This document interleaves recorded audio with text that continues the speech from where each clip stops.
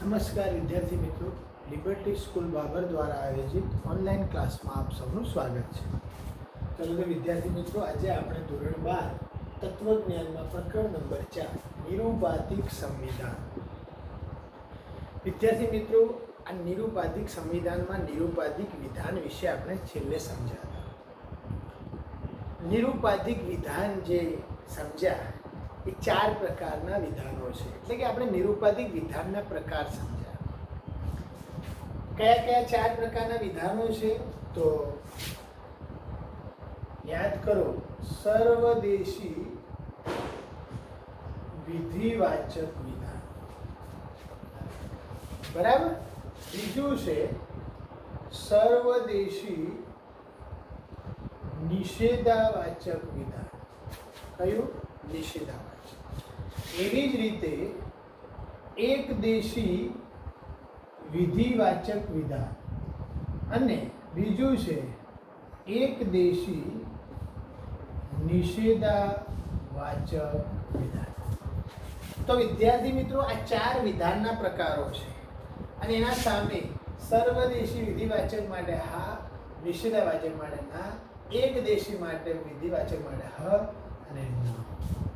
અને આપણે એનું અંગ્રેજીમાં પ્રતીક શું હતું? A, E, I, O.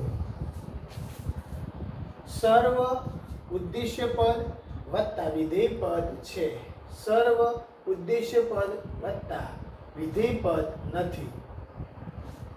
કેટલાક અથવા તો કોઈ પણ ઉદ્દેશ્ય પદ વત્તા વિધેય પદ વત્તા છે. કેટલાક ઉદ્દેશ્ય પદ વિધેય પદ નથી. આ રૂપ છે.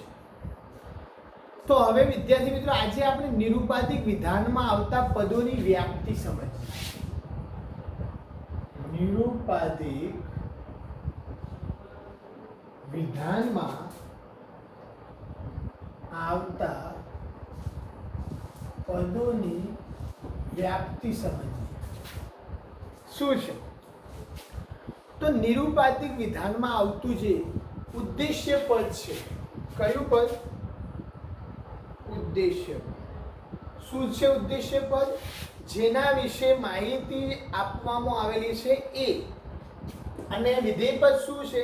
ઉદ્દેશ્ય પદ માટે જે માહિતી છે તે. તો ઉદ્દેશ્ય પદ કે વિધેય પદ શું કહે છે કે નિરુપાધિક વિધાનમાં આવતું ઉદ્દેશ્ય પદ કે પછી વિધેય પદ તેના દ્વારા નિર્દેશાતા વર્ગના સર્વ સભ્યોનો જો ઉલ્લેખ કરતું હોય તો તે પદ વ્યાપ્ત ગણાય છે. અને જો કેટલાક સભ્યોનો ઉલ્લેખ કરતું હોય, ઉદ્દેશ્ય પદ હોય કે વિધેય પદ હોય, જો સર્વ એટલે કે બધા જ સભ્યોનો ઉલ્લેખ કરતું હોય તો એ વ્યાપ્ત કહેવાય. સભ્યોનો ઉલ્લેખ કરે એનો મતલબ કે બધાની માહિતી આપતું હોય તો વ્યાપ્ત છે. અને જો ઉદ્દેશ્ય પદ કે વિધેય પદ કેટલાકની જ ફક્ત માહિતી આપે તો એને શું કહેવાય? અવ્યાપ્ત કહે છે. શું કહેવાય? અવ્યાપ્ત. આ દ્રષ્ટિએ વિચારતા તમને ખબર પડે કે હા, ના, હ કે ન, એટલે કે સર્વદેશી વિધિવાચક જે છે એ વિધાન હા, સર્વદેશી નિષેધાવાચક ના વિધાન, એક દેશી વિધિવાચક હ વિધાન અને આ એના ગુજરાતીમાં પ્રતીક છે.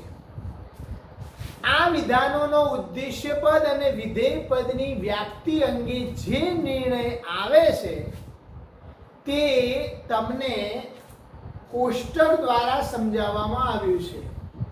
તો તમે સમજી શકો છો વિદ્યાર્થી મિત્રો શું કે વિધાનનો પ્રકાર સર્વદેશી વિધિવાચક હોય તો એનું ઉદ્દેશ્ય પદ કેવું હોય? વ્યાપ્ત હોય.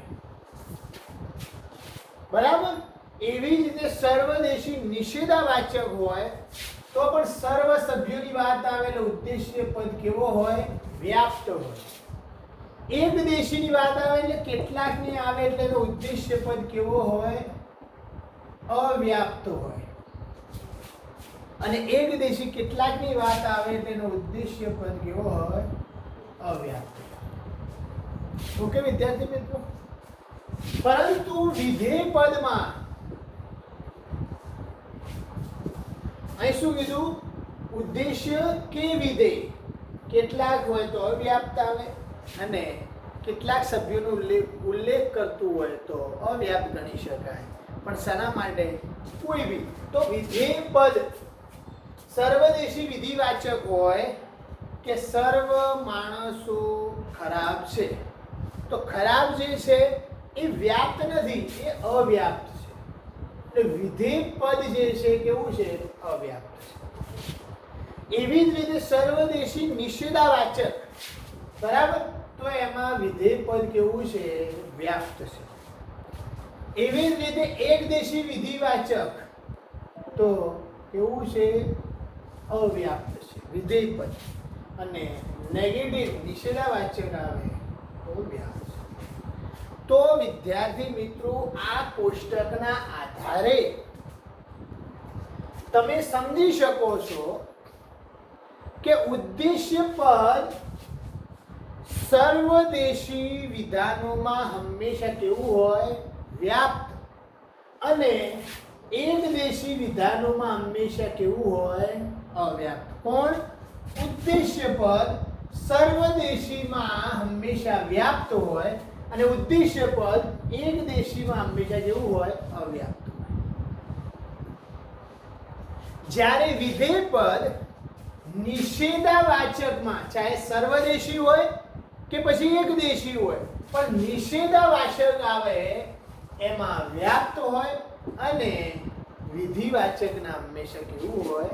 અવ્યાપ્ત હોય. તો વિદ્યાર્થી મિત્રો, નિરૂપાધિક વિધાનની જે પદોની વ્યાપ્તિ અંગેની સંયુક્ત રજૂઆત તમને જે આ કોષ્ટક દ્વારા તમે મેળવી શકો છો. હવે નિરૂપાધિક સંવિધાન જે છે એની વ્યાખ્યા અને બંધારણને સમજીએ.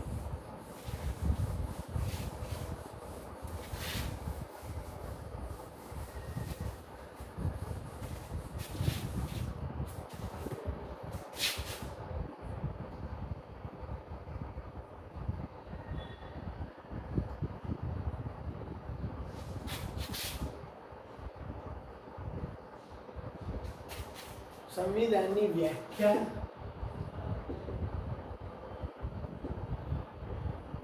એ બંધારણ. તો વિદ્યાર્થી મિત્રો, નિરૂપાધિક સંવિધાનની વ્યાખ્યા આપણે સમજવાની કોશિશ કરીએ.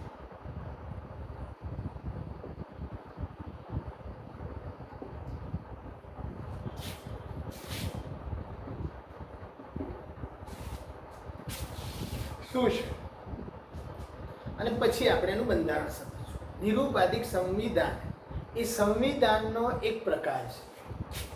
નિરૂપાધિક સંવિધાન એ કોનો? સંવિધાનનો એક પ્રકાર છે. ઓકે, એટલે પહેલા આપણે ઇરવિંગ કોફીએ આપેલા સંવિધાનની વ્યાખ્યા અને ત્યારબાદ નિરૂપાધિક સંવિધાનની વ્યાખ્યાને સમજીએ. તો ઇરવિન કોફી જે છે, કોણે? ઇરવિન કોફી નામના મનોવૈજ્ઞાનિકે કોની વ્યાખ્યા આપી છે આપણને? ઇરવિન સંવિધાનની વ્યાખ્યા આપી. તો એમણે જે સંવિધાનની વ્યાખ્યા આપી એને સમજીએ અને પછી નિરૂપાધિક સંવિધાન. તો સંવિધાન એટલે શું? એટલે બે આધાર વિધાનો પરથી તારવવામાં આવેલા ફલિત વિધાનવાળું નિગમનલક્ષી અનુમાન. બે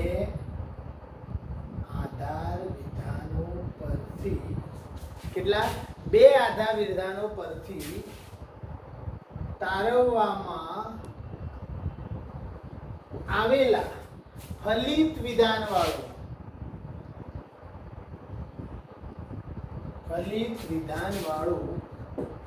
શું નિગમનલક્ષી અનુમાન.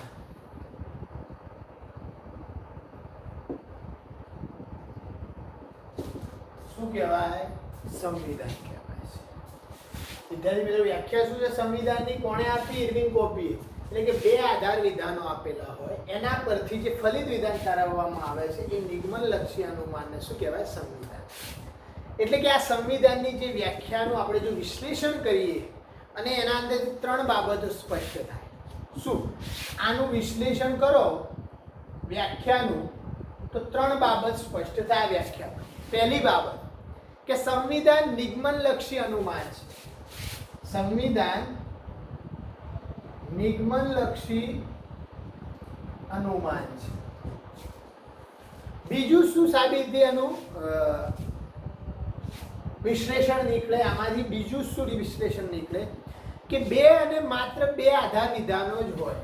કારણ કે ફિક્સ વ્યાખ્યામાં બે અને માત્ર બે જ આધાર વિધાનો. પછી આમાં ત્રણ ના આવે. એવી જ રીતે ત્રીજું શું? બે આધાર વિધાનોને આધારે ત્રીજું વિધાન ફલિત વિધાન હોય. બે આધાર વિધાનને આધારે ત્રીજું હંમેશા કયું હોય? ફલિત વિધાન. આ ત્રણ વિશ્લેષણની સાબિતી થાય વિદ્યાર્થી. તો હવે સંવિધાનની વ્યાખ્યાને આધારે આપણે નિરૂપાધિક સંવિધાનની વ્યાખ્યાને સમજીએ. તો આના આધારે નિરૂપાધિક સંવિધાનની વ્યાખ્યા શું? તો નિરૂપાધિક સંવિધાન એટલે જેમાં ના કહેશે પ્રત્યેકનો બે વાર ઉલ્લેખ હોય તેવા ત્રણ પદોના બનેલા ત્રણ નિરૂપાધિક વિધાનો વાળું નિગમનલક્ષી અનુમાનને શું કહેવાય? નિરૂપાધિક સંવિધાન. સમજમાં આવે છે? જેમાંના દરેકનો બે વાર ઉલ્લેખ થયેલો હોય એવા ત્રણ પદોના બનેલા ત્રણ નિરૂપાધિક વિધાનો વાળું નિગમનલક્ષી અનુમાન ને શું કહેવાય? નિરૂપાધિક સંવિધાન. ખબર પડી? નિરૂપાધિક સંવિધાનની વ્યાખ્યા શું? એટલે શું કહે છે? જેમાંના પ્રત્યેક એટલે દરેકનો બે વાર, કેટલા વાર? બે વાર ઉલ્લેખ હોય તેવા, જેનો બે વાર ઉલ્લેખ હોય તેવા ત્રણ પદોના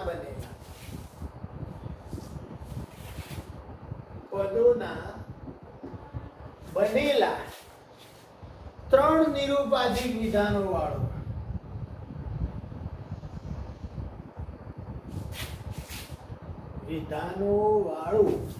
શું? નિગમનલક્ષી અનુમાન.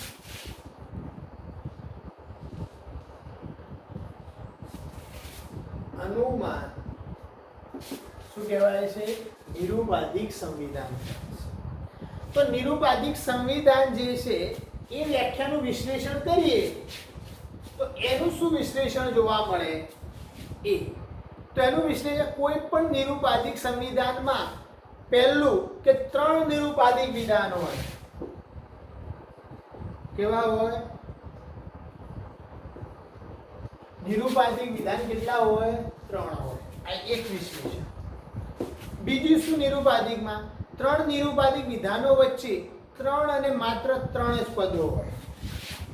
ત્રણ વિધાનો વચ્ચે ત્રણ અને માત્ર ત્રણ જ વિધાનો એટલે કે પદો. બરાબર? અને ત્રીજું સુવિશ્લેષણ કે ત્રણ પદોમાંના પ્રત્યેકનો બે વાર ઉલ્લેખ. ત્રણ પદોમાંનો પ્રત્યેકનો બે વાર શું હોય? ઉલ્લેખ. ત્રણ નિરૂપાધિક. તો વિદ્યાર્થી મિત્રો, આ છે નિરૂપાધિક સંવિધાનનું વિશ્લેષણ. ઉદાહરણ તરીકે સર્વ કુદરતી સંપત્તિ ઉપયોગી છે. સર્વ કુદરતી સંપત્તિ ઉપયોગી છે. સમજો. બરાબર? આ એક. તો કયું આવે? હા. સર્વ વૃક્ષો કુદરતી સંપત્તિ છે. સર્વ વૃક્ષો કુદરતી સંપત્તિ છે. તો શું? હા, સર્વ વૃક્ષો ઉપયોગી છે. વૃક્ષો ઉપયોગી છે. તો કેવું? તો આ ઉદાહરણ જોઈ, આ શું છે વિદ્યાર્થી મિત્રો? ઉદાહરણ. અને ઉદાહરણના આધારે તમે સમજી શકો કે એક એવું નિગમનલક્ષી અનુમાન છે કે જેમાં ત્રણેય બાબતો છે. કેટલી બાબતો છે? 3. હા, હા અને હા. એ 3 નિરુપાધિક વિધાનનું બનેલું છે. એકા, એકા અને આ 3 નિરુપાધિક. આ 3 નિરુપાધિક વિધાનો વચ્ચે તમે જુઓ, કુદરતી સંપત્તિ, પછી ઉપયોગી, કુદરતી સંપત્તિ, ઉપયોગી અને વૃક્ષો, એ 3 પદો છે. વૃક્ષો, કુદરતી સંપત્તિ, આ પણ છે, આ પણ છે, અને વૃક્ષો અને ઉપયોગી. સમજમાં આવે છે? એ કુદરતી સંપત્તિ, ઉપયોગી અને વૃક્ષો, આ 3 પદોમાંના પ્રત્યેકનો 2 વાર ઉલ્લેખ થયેલો છે. દરેકનો ઉલ્લેખ કેટલા વાર થયેલો છે? કુદરતી સંપત્તિ 1, કુદરતી સંપત્તિ 2. આ 1 વાર, આ 2 વાર. ઉપયોગી 1, આ ઉપયોગી 2 વાર. વૃક્ષો 1, આ વૃક્ષો 2 વાર. દરેકનો કેટલા વખત? 2 વાર. તો વિદ્યાર્થી મિત્રો, નિરુપાધિક સંવેદનના જે સંક્ષેપમાં સંવિધાન કહેવાની પ્રથા એક ચાલે છે. તેથી આપણે નિરુપાધિક સંવિધાનને બદલે સંવિધાન શબ્દનો જ ઉપયોગ કરીએ તો પણ ચાલે. ખાલી સંવિધાનનો ઉપયોગ કરીએ તો પણ ચાલે. તો હવે નિરુપાધિક સંવિધાનનું બંધારણ આપણે નેક્સ્ટ લેક્ચરમાં સમજવાની કોશિશ કરીશું. તો વિદ્યાર્થી મિત્રો, આજનો આ લેક્ચરને આપણે પૂરું કરીએ. Thank you.